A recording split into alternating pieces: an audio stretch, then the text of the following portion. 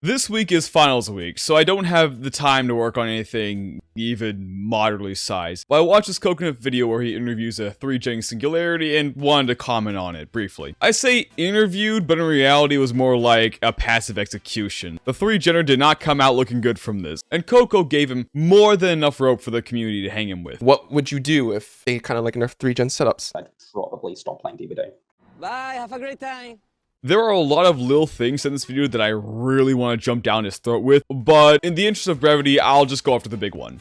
Do you see holding the game until the servers close as a win condition for you? In my eyes, the killer's job is to prevent the exit gates from being opened. Gen defense is a part of the game, always has been, and behavior acknowledges that if the match reaches 1 hour, that's a killer win, because they give you the sacrificed blood points. It's not the match ending, it's the killer killing all 4 survivors. Ah, yes, because behavior awards you sacrifice blood points when the match magically ends after an hour. That means they've clearly acknowledged that stalling the game for an hour is a valid win condition. Makes sense! Until you think about it for more than 3 seconds. The survivors dying when the server closes is not an intended win condition. It never has been, it never will be, and you're delusional if you think otherwise. It is a technical limitation and nothing more. I'm not saying that behavior has the most stellar record for game design, but they're not that fucking stupid. Do you know why the game ends in an hour? Tell me, is it a core component to Dead by Daylight's game design, or a technical limitation of some sort? Why exactly did the devs put it in the game? Let me give you a little history lesson. You see, back for the first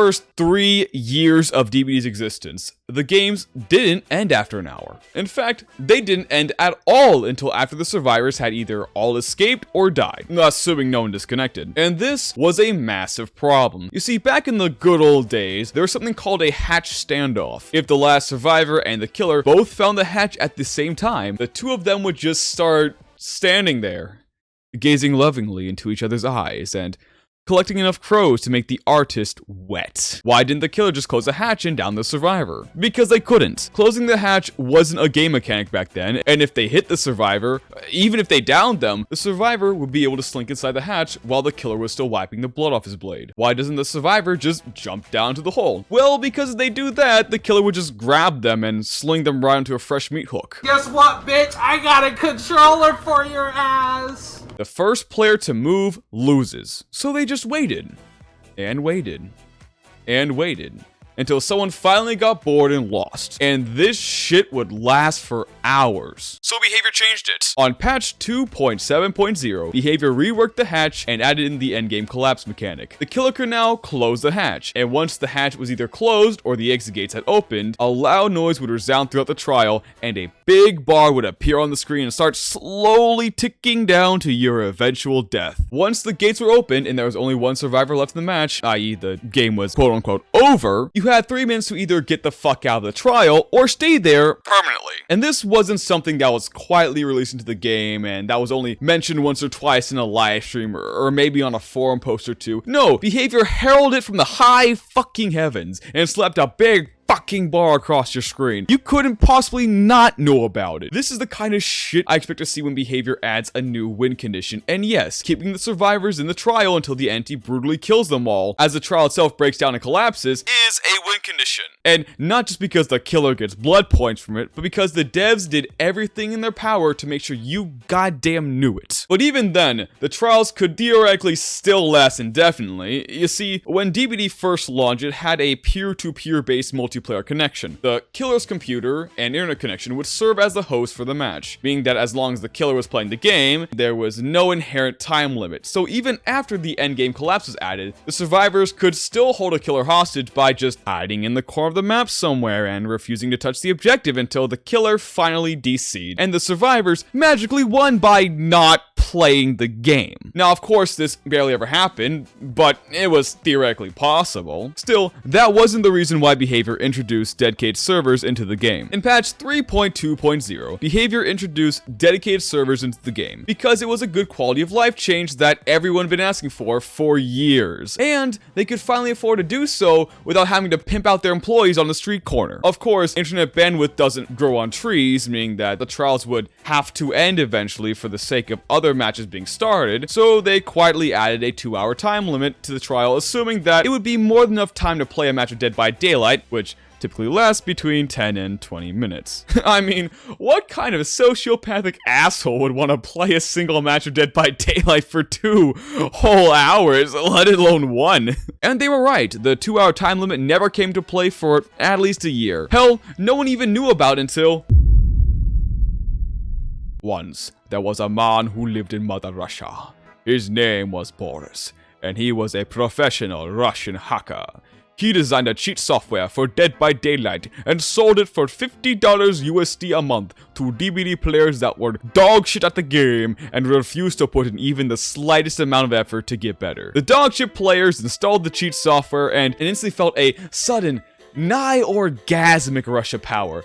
They went from being trash at the bottom of the barrel to being virtual gods, and they felt the inescapable urge to show off the massive cocks they paid for in a way that would get them the most attention possible, holding streamers hostage until they disconnected. Truly the giga chads of the Dead by Daylight community. But there were some streamers who refused to disconnect. One man in particular decided to fight the ego battle to win all ego battles when suddenly the game ended.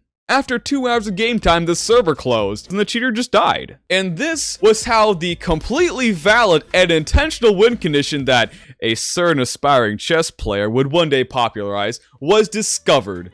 Completely by accident. Now, because of the sudden influx of soy jacks who paid $50 a month to pretend to be Giga Chads, Behavior decided to shorten the time limit on the server to an hour, instead of just...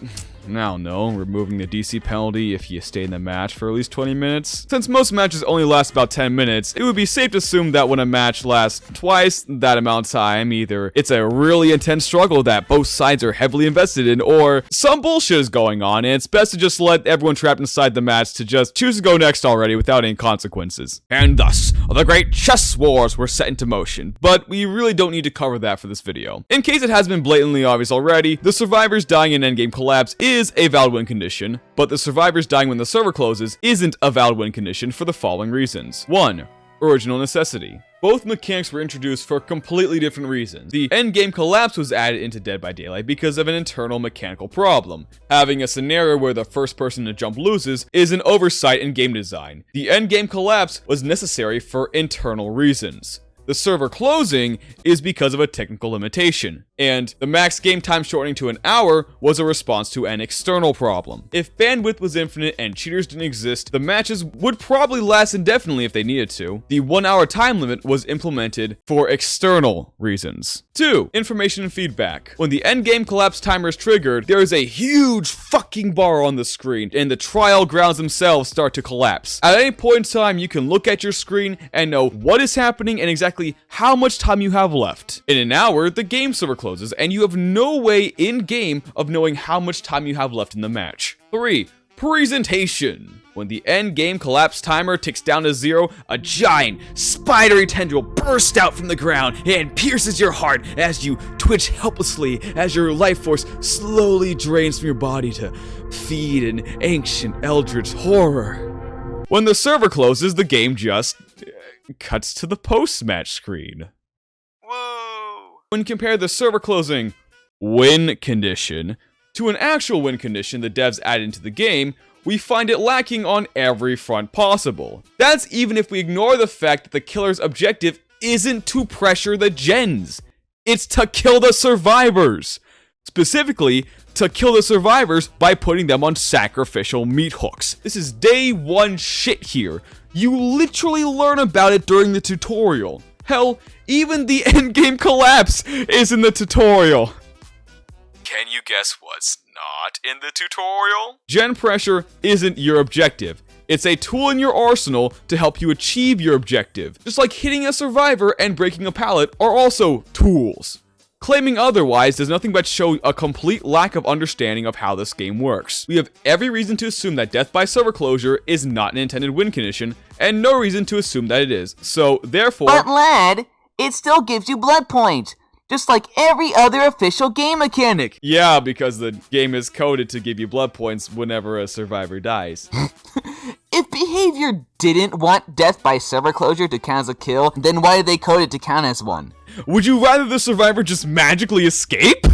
Do you have any idea what absolute fuckery would ensue? Actually, you know what? Let's flip the chessboard all over for a second here. If the survivors all just magically escaped after an hour, if you didn't kill them all, would you consider that a win condition? If Meg and Claudette hid in a corner of the map for an hour, avoided the objective like the fucking plague, would you consider it a valid win condition when they magically just escape after an hour without completing their objective? I sure as shit wouldn't, and I doubt you would either. So why in the fuck do you consider stalling the game out for an hour and failing to do your objective, which is hooking the survivors, as a valid win condition? The answer is, it isn't a valid win condition. But that's not going to stop little dumbasses like Roblox Boy here from thinking it is. So what can behavior do to fix this? Honestly, if they just change the little death icons to little DC icons, if the little skull icons here are genuinely the only things validating this boring and obnoxious playstyle, then removing them would fix it. It would also be more accurate to what's going on in the trial, the server closing and the survivors getting disconnected. You know, just so the people who are so smart they studied for the IQ test can catch on to the fact that it's a technical limitation,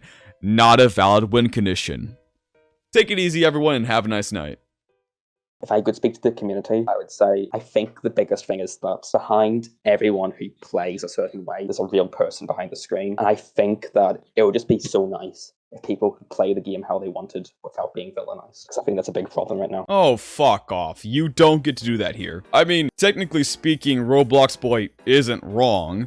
For every killer you face in Dead by Daylight, there is a person behind the screen, just like how there's a real-life person behind the screen of every survivor model you hold hostage in Dead by Daylight for an hour. So your feelings matter, but their feelings don't. They can go fuck themselves. Maybe you just don't understand the absolute bullshit you're putting at least 4 other human beings through in every single match of Dead by Daylight you play. When you're in a match against a killer who's playing for 3 gen from the very start of the match, your only path to victory is to have 2 survivors each pressuring 2 of the killer's 3 gens, pre-running and playing safe until you eventually win the war of attrition. It's fucking painful, but if all 4 of you are willing to sink half an hour into it, you can wind up with an end screen that looks like this. Of course, that's only possible with a coordinated 4-man death squad.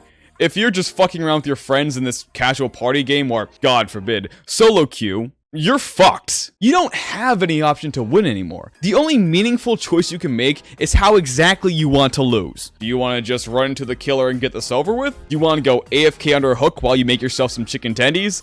Do you want to just disconnect and send time out for a minute for being a bad sport? Or do you want to fight a losing ego battle by fucking around in the corner of the map for an hour? If you give the killer a kill, you are rewarding that player for using a horrible playstyle. If you choose to fight the ego battle, then all you're doing is wasting an hour of your time doing something you clearly aren't enjoying. And if you DC, the only one you're punishing there is yourself. That is the stress and mental anguish you are actively subjecting 4 other human beings to every time you play a match like this in Dead by Daylight. Oh, but your feelings matter. If you play like an asshole, people are going to treat you like an asshole. You don't have the right to play like a complete piece of shit and then pull a fucking pity me card when people start giving you flack for it. Oh my god, lad, are you endorsing cyberbullying? People should feel safe to play this game however they want without being harassed for it. First off, negative feedback or someone calling you an asshole is not harassment. And if you genuinely think that's cyberbullying and want to avoid it, there is a very easy way to do so. It's just a video game. Why are you getting so mad over a video game? If you can't handle playing a video game, then just DC and move on to the next match. It's not that hard. Grow up. They're just internet words. Why are you getting so upset over internet words? If you can't handle people calling you an asshole, you can just leave the post-game chat, or block them, or just log off. It's not that hard. Grow up. Look, man, if you're going to be an asshole, be an asshole. And if you don't want people to think you're an asshole, don't play like an asshole. There is nothing wrong with being an asshole, as long as you own it. Zeb98 is an asshole. Reaper Plays is an asshole. Dead Plays can be an asshole occasionally. Dog Trash, one of my favorite DBD YouTubers, is an asshole. I'm an asshole. But you're not gonna catch me tunneling, camping, and 4-man slugging a bunch of nerds, and then crying, I don't understand why these salty, entitled little crybaby survivors are being so mean to me. It's cause I played like an asshole. You have every right to play this game like an asshole, and everyone you play against has the right to complain about it. So either be an asshole, or stop playing like one. Either way, you can take that pretty little pity me card you're holding, roll it up into a fine little tube, and use it to go fuck yourself. Honestly, I think we need more asshole killers in the DBD community. Especially since Dog Trash is gonna quit making YouTube videos at the start of January. Shit. Bye, have a great time.